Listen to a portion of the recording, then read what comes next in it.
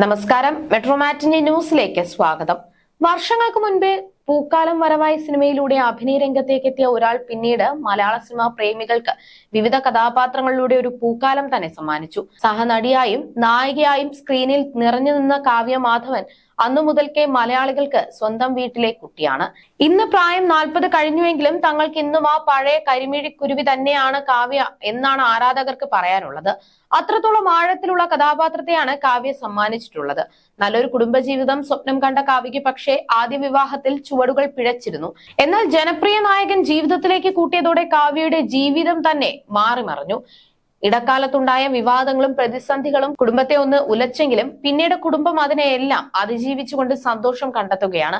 ഇപ്പോൾ അഭിനയ രംഗത്തില്ലെങ്കിലും social media നിറയെ കാവ്യയാണ്. അതേസമയം മലയാള സിനിമാ രംഗത്ത് ഒരു കാലത്ത് ഏറ്റവും തിരക്കുള്ള നായിക നടിയായിരുന്നു കാവ്യ മാധവനും മീര ജാസ്മിനും. ഒന്നിനു പിറകെ ഒന്നായി ഹിറ്റുകൾ സൃഷ്ടിച്ച് മുന്നേറിയ രണ്ടുപേരും കുടുംബ പ്രേക്ഷകർക്ക് പ്രിയപ്പെട്ട നടിമാരായിരുന്നു. കാവ്യ മലയാളത്തിൽ മാത്രം സജീവമായപ്പോൾ മീര മറ്റ് ഭാഷകളിലും സാന്നിധ്യം അറിയിച്ചു. ഇരുവരും ഒരുമിച്ച് അഭിനയിച്ച സിനിമയാണ് 2004 പുറത്തിറങ്ങിയ പെരുമഴക്കാലം. കാവ്യയ്ക്ക് മികച്ച നടിക്കുള്ള സംസ്ഥാന പുരസ്കാരം ലഭിക്കുന്നത് ഈ സിനിമയിലൂടെയാണ്. ഗീതു മോഹൻദാസുമായാണ് ആ വർഷം കാവ്യ അവാർഡ് പങ്കിട്ടത്. അകലെ, ഒരിടം എന്നീ സിനിമകളുടെ പ്രകടനത്തിനായിരുന്നു ഗീതുവിന് പുരസ്കാരം.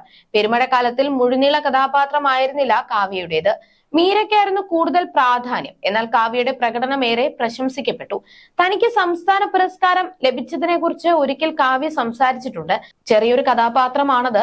മീര ജാസ്മിന്റെ കഥാപാത്രവുമായി താരതമ്യം ചെയ്യുമ്പോൾ എന്റെ കഥാപാത്രത്തിന് കുറച്ച് അതിൽ അഭിനയിക്കാനുള്ളൂ. എന്നിട്ടും അവാർഡ് കിട്ടിയത് പോസിറ്റീവായി കാണുന്നെന്നും കാവ്യ മാധവൻ അന്ന് വ്യക്തമാക്കി. തനിക്ക് അവാർഡ് ലഭിക്കാതെ കാവ്യയ്ക്ക് ലഭിച്ചതിൽ മീര ജാസ്മിനും ഒരിക്കൽ പ്രതികരിച്ചിരുന്നു. കാവ്യ നന്നായിട്ട് പെർഫോം ചെയ്തിട്ടായിരിക്കും കാവ്യയ്ക്ക് കിട്ടിയത്. കൂടെയുള്ള നടിക്ക് അവാർഡ് ലഭിച്ചതിൽ എനിക്ക് അഭിമാനമുണ്ട്. പടത്തിന് കിട്ടിയതും വലിയ കാര്യം. ഞാൻ അഭിനയിച്ച പടമാണല്ലോ. കാവ്യ അവാർഡ് അർഹിക്കുന്നു. ഞാൻ മാത്രം എല്ലാ അവാർഡും വാങ്ങിക്കണമെന്നില്ല. എല്ലാവരും ആർട്ടിസ്റ്റുകളാണ്. എല്ലാവരും കഷ്ടപ്പെടുന്നു. എനിക്ക് എന്നെ കുറിച്ചുള്ള സ്വപ്നങ്ങളെ പോലെ അവർക്കും അവരെ കുറിച്ച് സ്വപ്നങ്ങളുണ്ടെന്നും മീര ജാസ്മിൻ അന്ന് ചൂണ്ടിക്കാട്ടി. ഒരുമിച്ച് അവാർഡ് വാങ്ങിയപ്പോൾ ഗീതു മോഹൻദാസ് തന്നോട് പറഞ്ഞ വാക്കുകളും കാവ്യ അന്ന് പങ്കുവച്ചു. ഗീതു ചേച്ചി എന്നെ കെട്ടിപ്പിടിച്ച് പറഞ്ഞത്, ജീവിതത്തിൽ ഒരിക്കലും എനിക്ക് നിന്നെ മറക്കാൻ പറ്റില്ല. ജീവിതത്തിലെ ഏറ്റവും സന്തോഷമുള്ള നിമിഷം ഞാൻ പങ്കിട്ടത് നീയുമായാണെന്നാണ്. അങ്ങനെ പറയാൻ പറ്റുന്ന ആളാണ് ഓപ്പോസിറ്റ് നിൽക്കുന്നത്. എനിക്ക് അഭിമാനമല്ലേ തോന്നേണ്ടത്. അങ്ങനെ പോസിറ്റീവായി ചിന്തിക്കുന്ന ഒരു നടിയുമായല്ലേ ഞാൻ അവാർഡ് ഷെയർ ചെയ്തത്. അപ്പോൾ അവാർഡിന് ഒന്നുകൂടെ മൂല്യം കൂടുകയാണ് ചെയ്തതെന്നും കാവ്യ അന്ന് വ്യക്തമാക്കി.